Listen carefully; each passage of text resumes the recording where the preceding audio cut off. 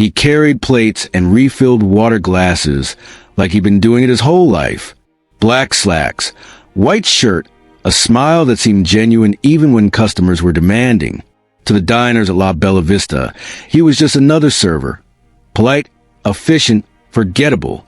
But when the food critic from the Times slammed her fork down and declared the signature dish an embarrassment to Italian cuisine, the quiet waiter did something no one expected. He set down his notepad, walked straight into the kitchen, and began recreating the dish with movements so precise, so confident, that the head chef stopped mid-sentence and stared. What happened next revealed that the man who'd been taking orders and clearing tables wasn't just any server. He was a legendary chef whose restaurants had changed the culinary world, and whose disappearance 3 years ago had become one of the food industry's greatest mysteries. Welcome to those who left a trace. Before we dive into this incredible story of passion, humility, and the moment when true mastery revealed itself in the most unexpected way, tell me in the comments what city you're watching from today. And if you believe that greatness doesn't always announce itself with fanfare, hit that subscribe button. These stories remind us that legends often work quietly among us. La Bella Vista sat on the corner of 5th and Madison, like a jewel that had lost some of its luster.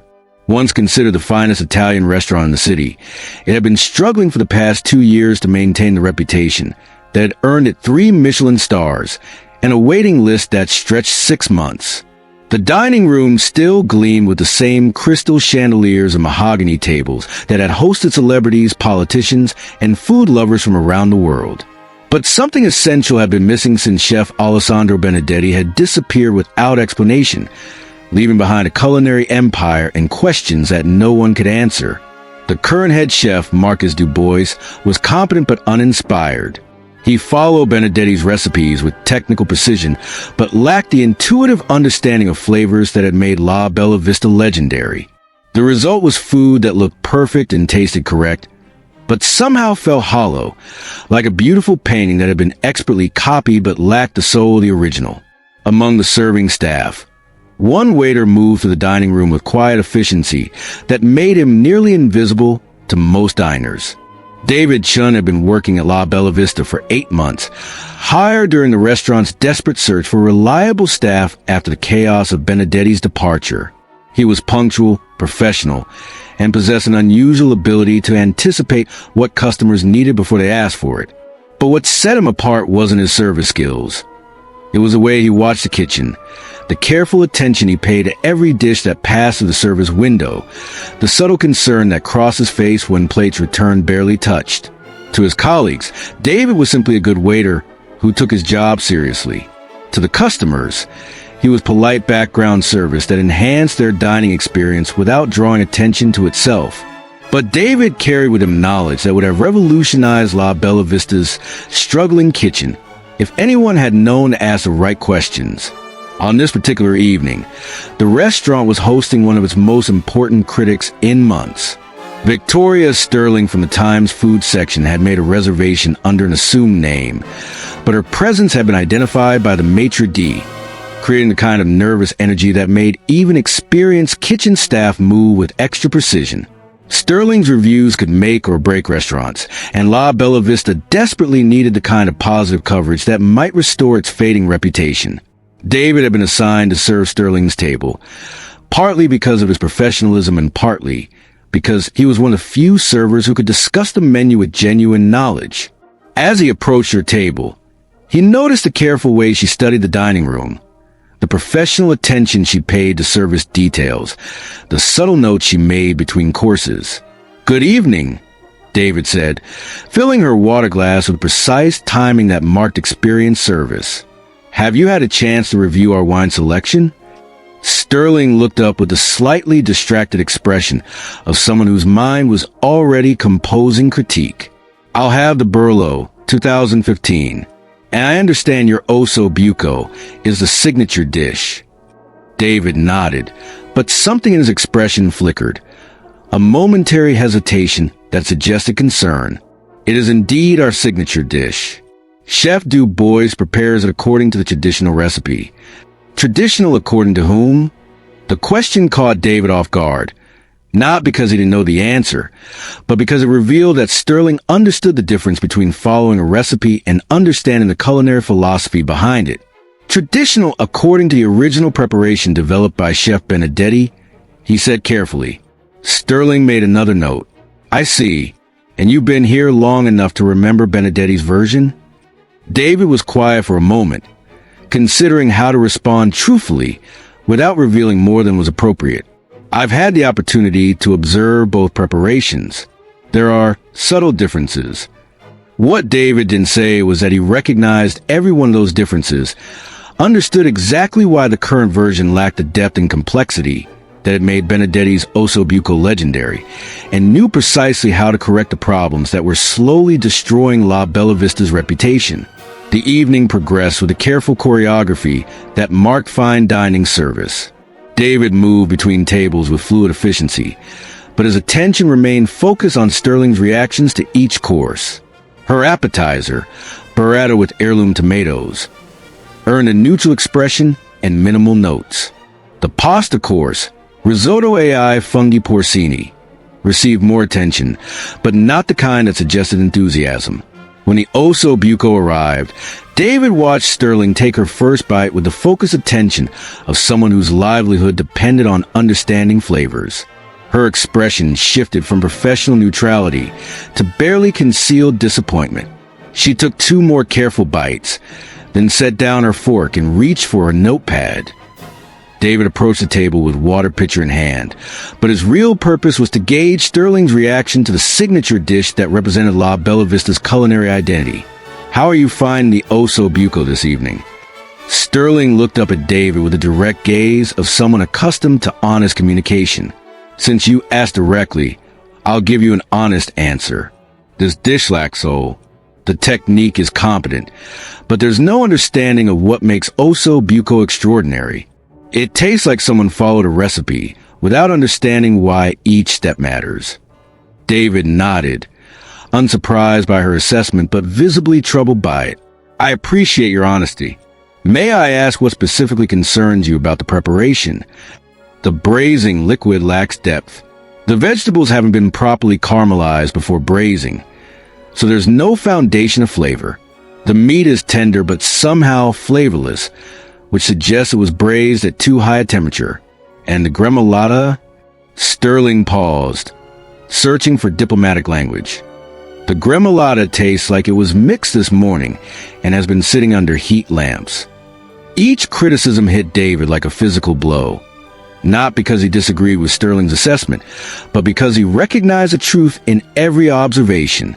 These were exactly the problems he had been watching develop over the 8 months he'd worked at La Bella Vista, the slow degradation of techniques that had once made the restaurant legendary. You seem unusually concerned about my opinion, Sterling observed, studying David's expression. Most servers would offer to speak with the chef or suggest a different dish.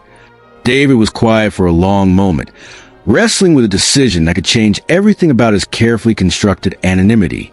Ms. Sterling, would you be willing to wait 20 minutes before writing your review? I'm sorry, 20 minutes. If you're willing to give me that time, I believe I can show you what this dish is supposed to taste like.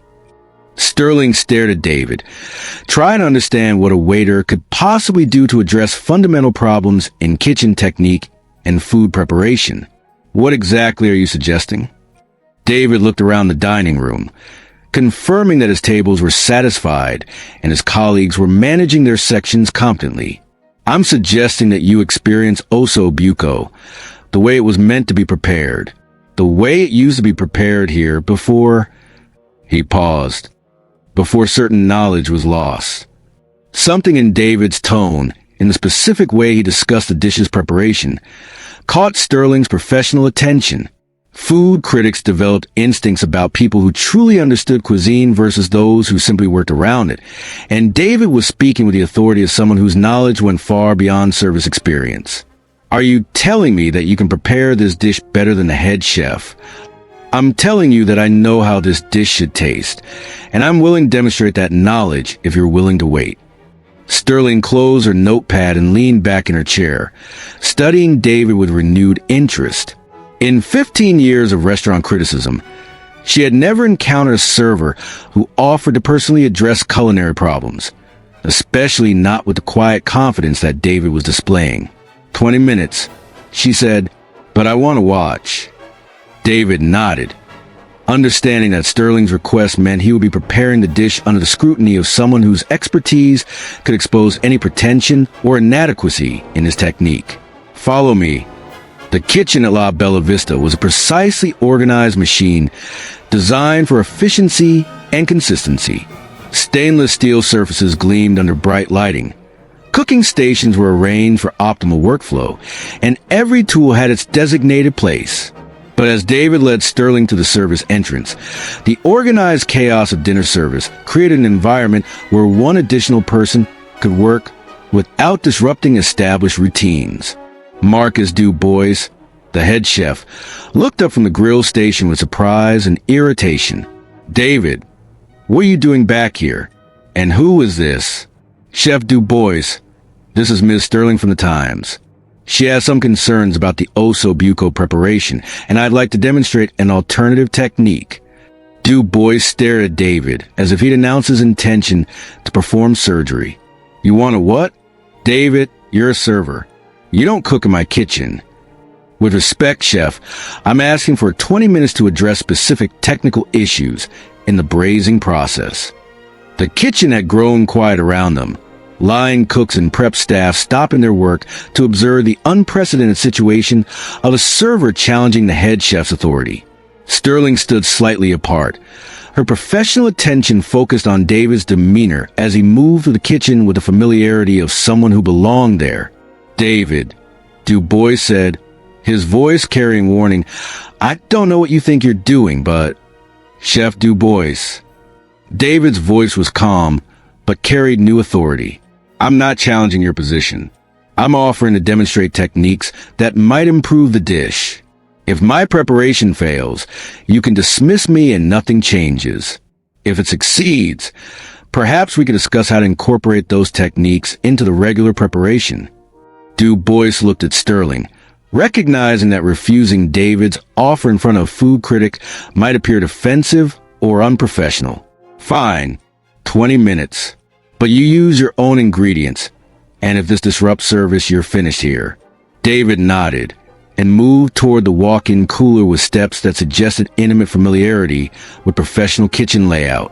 Sterling followed, watching as David selected ingredients with the practiced eye of someone who understood not just what was needed, but how subtle variations in quality would affect the final dish.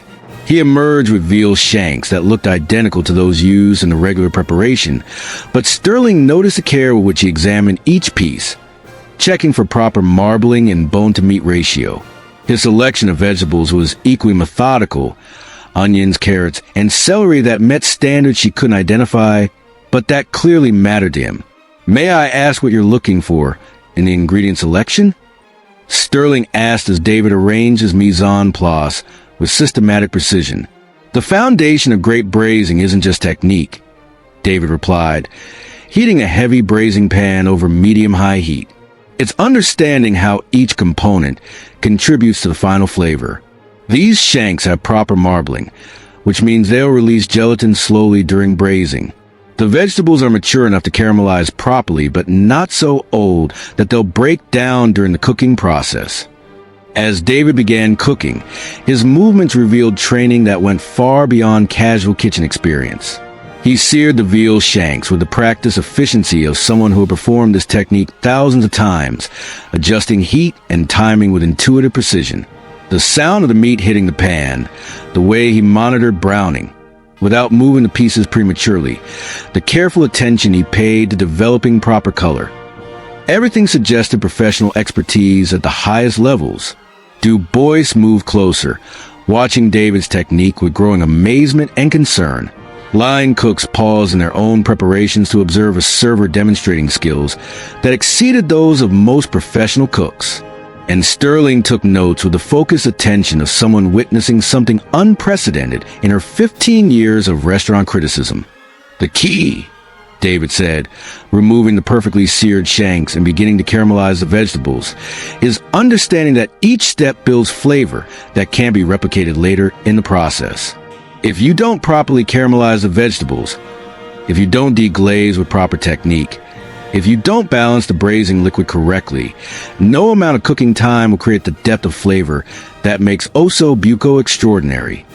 His movements were fluid and confident, adjusting seasoning by taste rather than measurement, monitoring vegetable caramelization by sound and aroma rather than timer.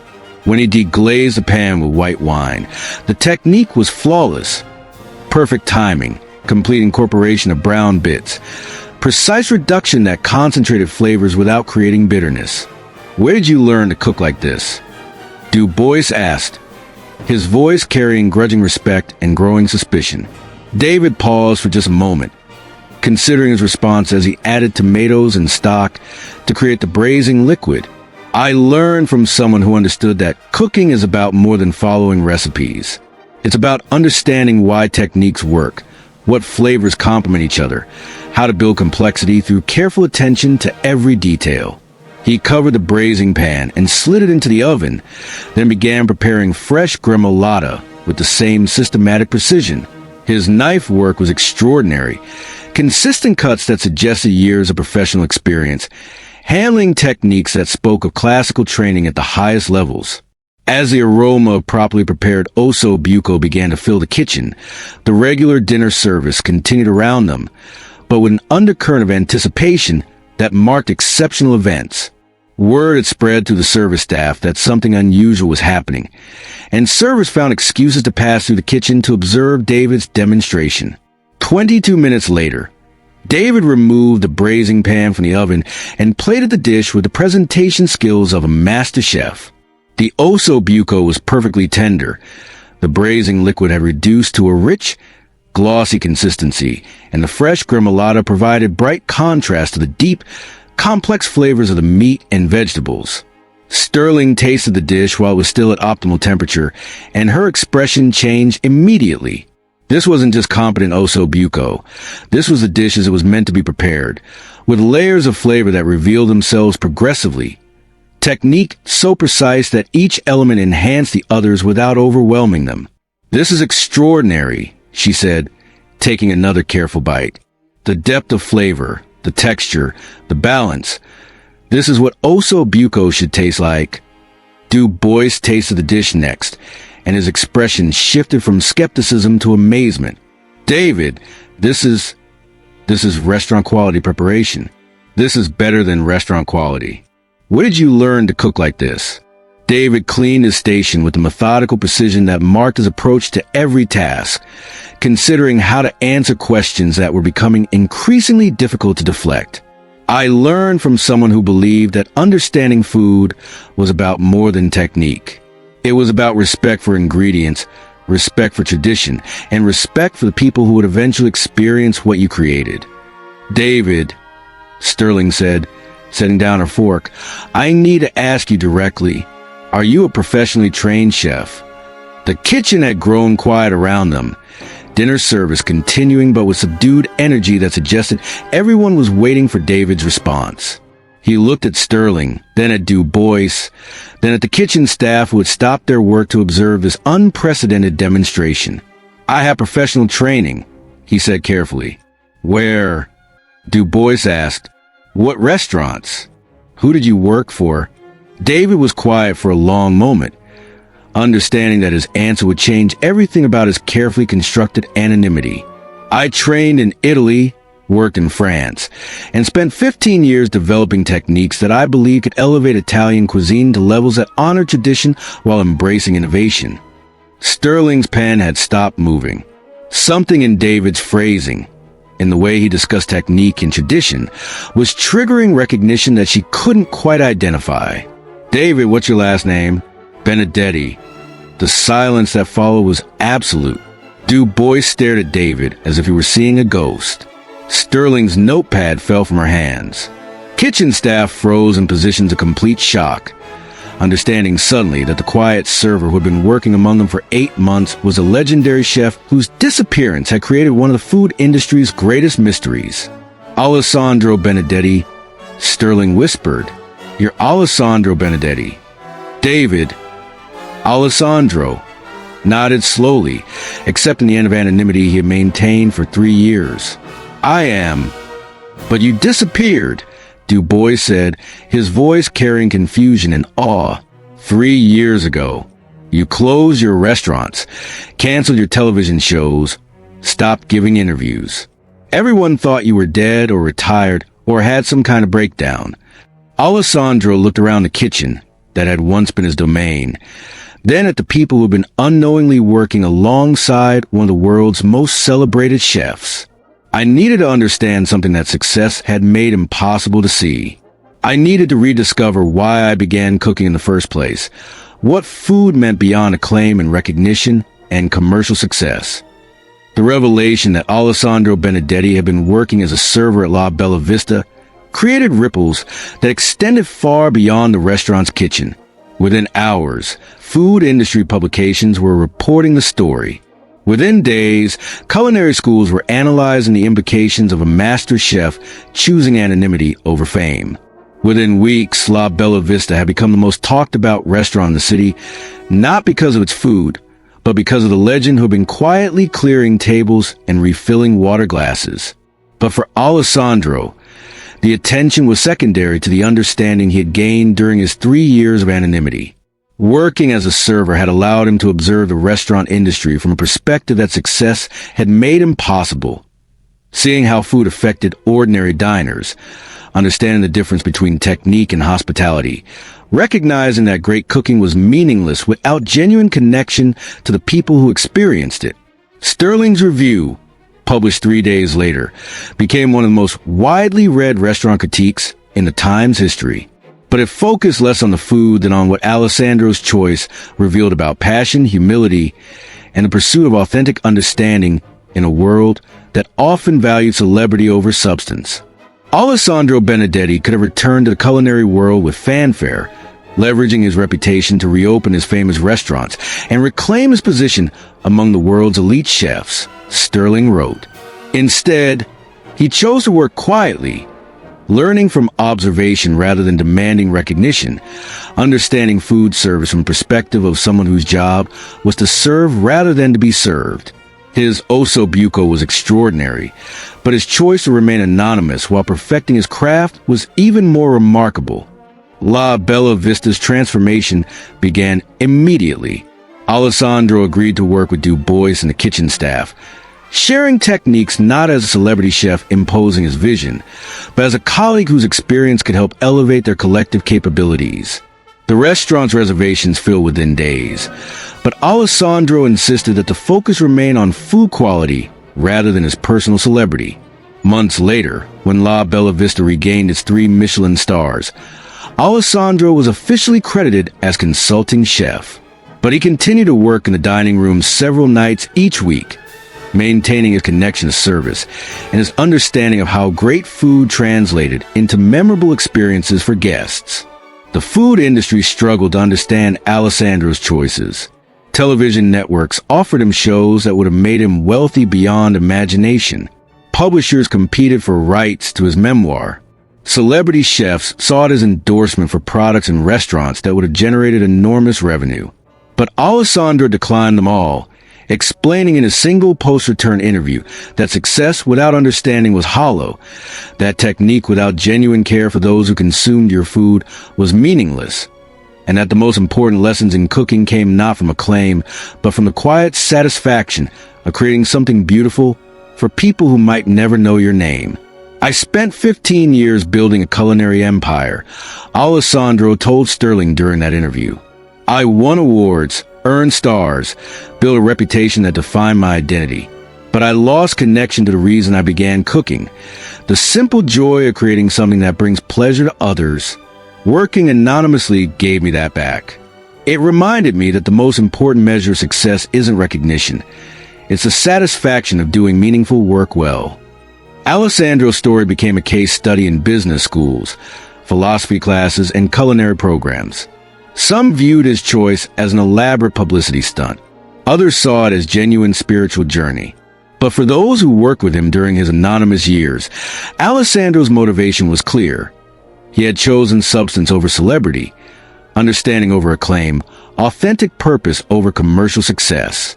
Years later, Alessandro continued to split his time between consulting at La Bella Vista and working with young chefs who sought to understand not just cooking techniques, but the deeper philosophy behind great cuisine.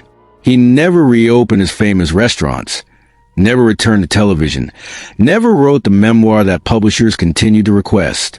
Instead, he worked quietly, teaching by example, demonstrating that mastery meant continuous learning rather than final achievement. His legacy wasn't the restaurants he had closed or the fame he had abandoned. It was the understanding that true excellence came from humble dedication to craft, regardless of whether that dedication was recognized by the world beyond the kitchen. Some legends announce themselves with fanfare and demand recognition for their achievements.